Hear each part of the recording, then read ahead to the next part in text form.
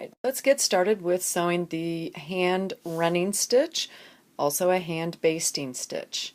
I'm going to start with two of my sample pieces, the 3 by 8 inch pieces, and I am going to put right sides together. That's the correct printed sides facing each other, lining up an edge because I want to keep practice in keeping things even and lined up. And we will start, I'm right-handed, so I will be starting at the right, basically driving to my left-hand side. If you are left-handed, everything just is in reverse.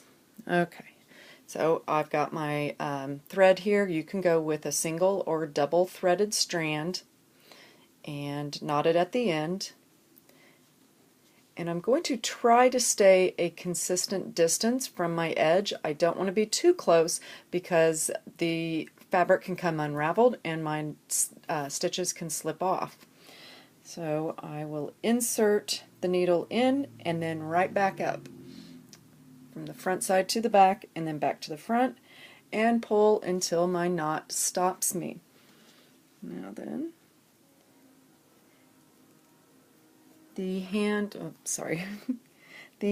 running stitch can be small stitches depending on what it is you need it to be holding.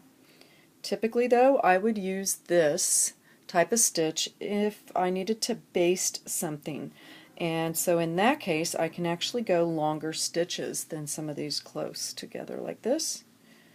So I am going to take these at about 1/4 of an inch each.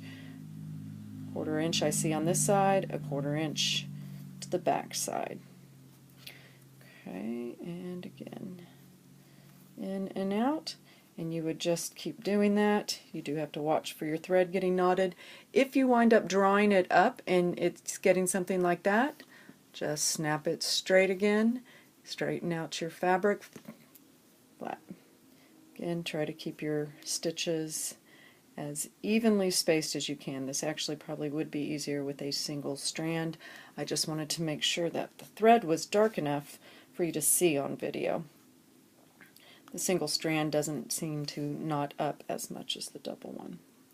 Alright, as you get near the end of what you have for your thread, I still have enough here. You don't want to sew till you're at the end of your needle, because then you have no thread excess to be able to create your knot. Now here's our last one for the knot. There we go. Just want to make sure I'm nice and not too tight. I got out a little bit here.